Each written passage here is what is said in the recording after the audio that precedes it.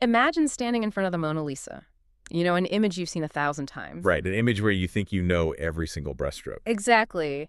But then an art historian takes that exact same painting and slides it under a high-powered X-ray machine. Oh, wow. And suddenly, they reveal this completely different hidden sketch underneath. I mean, the paint on top hasn't changed, right? Right, the canvas is exactly the same. Yeah, but your entire understanding of what you are actually looking at is just completely flipped upside down. It changes everything. It really does. And that feeling of stripping away the comfortable surface layer to reveal a totally different picture underneath, that is exactly what we are doing today. Yes, it is. We are basically putting a wildly famous historical text under an analytical X-ray for this deep dive. And the text we're examining today as well, it's one of the oldest and frankly most debated mysteries in human history. Absolutely. We're diving into a theological document.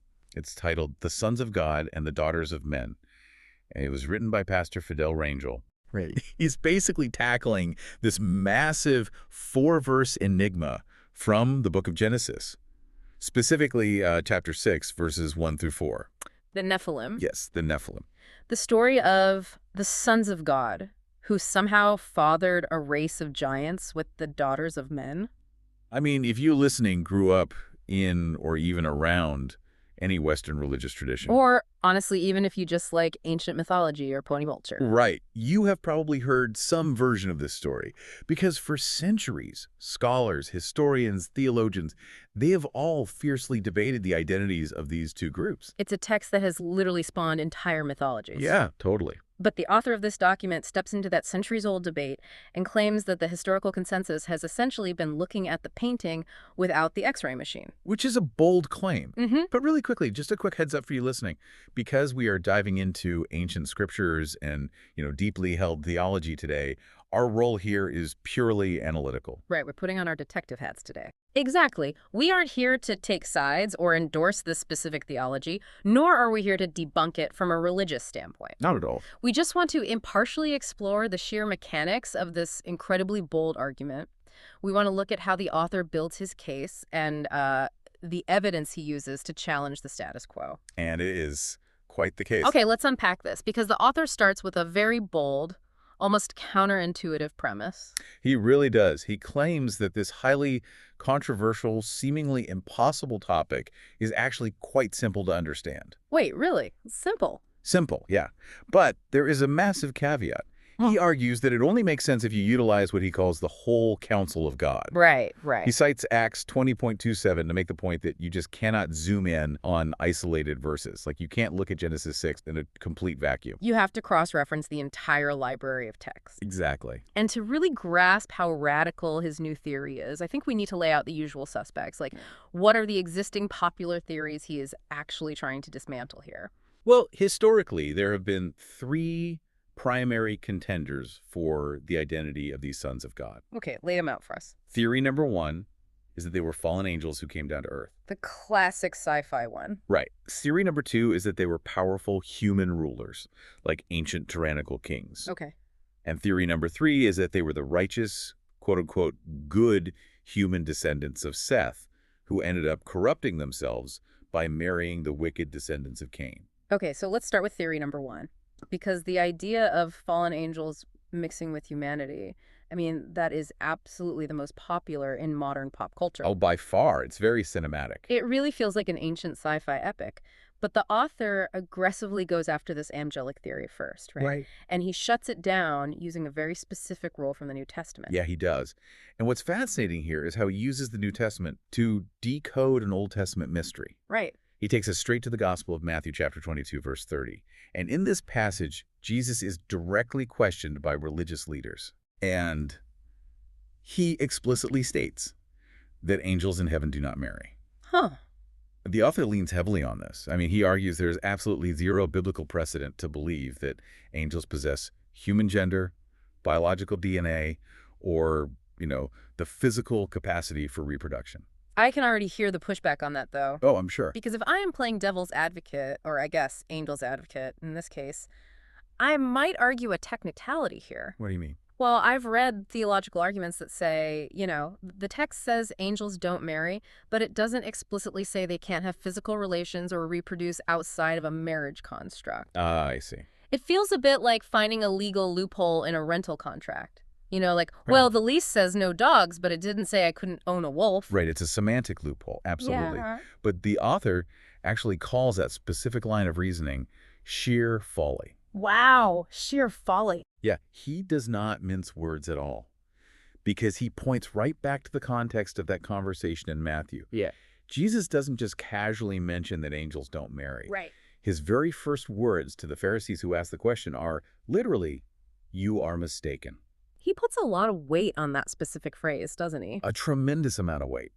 He emphasizes that looking for a reproductive loophole completely ignores the theological definition of marriage. Oh, interesting. Yeah, in this textual framework, he argues you cannot separate the concept of marriage from its intended original design. So it's a package deal? Exactly. Yeah. Marriage inherently includes sexual intimacy, procreation, and a family model that was ordained by God. Right. You can't just extract the reproduction part, apply it to spiritual beings, and say it still fits the biblical narrative. That makes sense. So for the author, suspect number one is permanently off the table. Yeah. Angels just do not reproduce. Okay, so if we throw out the angelic theory entirely, we're left with a massive biological and historical problem. You really are. If the sons of God are not angels, they absolutely must be human. But who on earth was biologically compatible with the daughters of men, but somehow spiritually distinct enough to earn the title sons of God? Right, it's a huge question. And from what era did they even come? This is where the author introduces a timeline twist that honestly changes the entire landscape of the book of Genesis. I love this part. To find these humans, he takes us all the way back to the very first chapter. He focuses intensely on Genesis 1.28. Which is the moment God blesses the newly created Adam and Eve, right? Yes, and he tells them to be fruitful and multiply. Okay, but we usually read that as just a general blessing, like go forth and have a family when you are ready. Exactly, like a gentle suggestion. But the author completely rejects that casual reading. Really? Yeah, he interprets this as an imperative command. He cites the prophet Isaiah, specifically Isaiah 55.10 through 11, which establishes a foundational rule for this whole text. Which is what? Whatever God speaks is always fulfilled. It never returns empty. So if God issues a direct, imperative command to multiply, there is no evading it. It is not a suggestion. It must happen immediately. I think a good analogy here is thinking of an imperative command from God, less like a traffic law. Right, which you can just choose to speed through if you want to risk it. Yeah, exactly. It's less like a traffic law and more like a law of physics, like gravity. That's a great way to put it. You don't get to just opt out of gravity. So if humanity was commanded to multiply, they had to reproduce across the entire Earth right then and there. And that leads to the author's massive paradigm shift. Because this explosive population growth, this immediate obedience to that physics-like command to multiply, Yeah. it happened before the fall. Oh, wow. It happened before Adam and Eve ever ate from the tree, Yeah. before sin ever entered the human timeline at all. That is just wild to think about. I mean, we always picture Adam and Eve alone in a quiet, empty garden. Right, just the two of them. And then the snake shows up, the fall happens, they get kicked out, and then they start having kids. That's the standard narrative, yeah. But the author's Matt says no. The imperative command means there was a massive global population boom before the fall ever occurred. Which means the earth was suddenly filled with an entire civilization of holy, sinless people. People living in perfect standing with their creator. That completely flips the script. And what do you call a holy, sinless human created directly under the unbroken lineage of God? Let me guess. The author concludes that these pre-fall descendants, this ancient, pure population, are the true sons of God. Okay, wait. Why couldn't they just be ancient kings, though? That brings up theory number 2. Right, the powerful rulers theory. Because kings are human, that solves the biological problem, doesn't it? Yeah. Why couldn't the sons of God just be powerful political rulers who took whatever women they wanted? Well, it does solve the biology problem, but it creates a massive historical anachronism. How so? The author used this newly established pre-fall population to completely dismantle theory number 2. He points out that the very concept of a powerful human ruler or a political king, it just does not fit the context of a world without sin. Oh, because if you have a world of holy, sinless people, you don't need a government. Precisely. Think about the infrastructure of society. Before sin entered the picture, there was no civil law. Right. There were no courthouses, no magistrates, Yeah. no judicial systems, and zero need for societal reform. Everyone was completely autonomous because their true and only king was God himself. I mean, you don't need police or politicians if nobody is even capable of committing a crime. Exactly. So human governments, earthly laws, and human kings only became a necessity after sin corrupted humanity. That makes total sense. Therefore, looking at Genesis 6 and claiming the sons of God were ancient political kings is basically projecting a post-fall corrupted societal structure onto a pre-fall perfect reality. It's like looking at a painting of the Garden of Eden and trying to find the Supreme Court building in the background. Exactly. It just doesn't belong there. It just doesn't fit. So angels are out because of the New Testament rules on marriage. Right. Kings are out because the timeline means this group existed before governments were even invented. Which leaves us with theory number 3. The idea that the good lineage of Seth intermarried with the bad lineage of Cain. And to debunk this final theory, the author has to do something incredibly ambitious. Oh boy! He has to completely reinterpret one of the most famous, universally understood stories in human history. He has to tackle Cain and Abel. Here's where it gets really interesting, though, because the traditional assumption, the entire reason people think Seth's line was the purely good one and Cain's line was the purely bad one, Right. that is based entirely on the fact that Cain is history's first murderer. Yes, exactly. If you ask anyone to picture that scene, they imagine the jealousy, the empty field, the rock, and the ground just soaking up Abel's blood. Cain is universally recognized as the ultimate villain. He is. So how does the author possibly argue against that? Well, he does it by looking at the aftermath of the murder, and specifically what the text actually says about the blood of Abel. The author points to Genesis 4:10, where God confronts Cain and says, "The voice of your brother's blood cries out to me from the earth." Right, and traditionally we read that as a horror story. Yes. We read it as a cry for vengeance, like the blood is demanding divine justice, Right. an eye for an eye. But the author pulls out his X-ray machine again here. Okay, I love this. He brings in the New Testament to cross-reference the Old. He points to Hebrews 12:24. This is a verse that talks about Jesus as the mediator of the new covenant, and it explicitly says that Christ's sprinkled blood speaks a better word than that of Abel. Wait, so the biblical text itself is directly comparing Abel's blood to Christ's blood? Yes, and the author posits that Abel serves as an anticipatory prototype of Christ. Oh, wow. Let's think about what Christ's blood does in this theological framework. It isn't vengeful, it is redemptive. Right. It washes, it cleanses, it forgives. From the cross, Jesus literally says, "Forgive them, for they do not know what they are doing." Right. So the author's radical counterargument is that Abel's blood wasn't crying out from the ground for vengeance at all. It was crying out for mercy. That is wow. Just like Jesus on the cross, Abel was interceding for his murderer. Abel was praying for Cain's forgiveness. That completely changes the emotional and spiritual tone of that entire chapter. It really does. It is no longer just a crime scene. It is a scene of radical grace. So Abel is essentially fleeting, forgive him. How does God respond to that intercession in the author's view? God listens. The author argues that because of Abel's intercession, God actually pardons Cain. Really? Yeah. We usually hear about the mark of Cain as a curse, right? Like a permanent brand of shame. Yeah, exactly. But the author interprets this mark as a divine pardon and a shield of protection. In Genesis, God says if anyone kills Cain, Cain will be avenged sevenfold. Right. The author points out that this isn't a curse. It's a divine restraining order. It's God stepping in as Cain's personal protector. It is proof of grace, not a punishment. Yes. And the author traces this concept of boundless divine pardon straight to the New Testament, where Jesus tells Peter to forgive not just 7 times, but 70 times 7. Oh, I see the connection. The author argues this isn't a coincidence. The mathematics of grace started with Cain's protection. Because Cain received this divine pardon, the author concludes that Cain was officially restored to the category of a son of God. He was no longer the irredeemable villain. And there's a really striking piece of textual evidence the author points out to back this up, isn't there? Yes, there is. It's in the genealogy. We tend to skip the lists of names when we read these ancient texts, but the author notes that the Holy Spirit actually chose to record Cain's lineage at the end of Genesis chapter 4. Right. And not only is it recorded, but the actual name of God, El, is embedded within the names of Cain's children. Yes, names like Mehujael and Methushel. Exactly.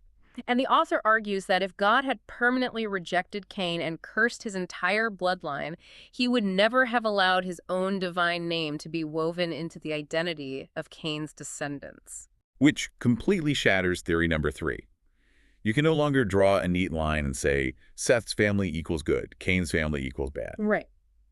In the author's framework, Cain has been pardoned and fully restored to the pre-fall status.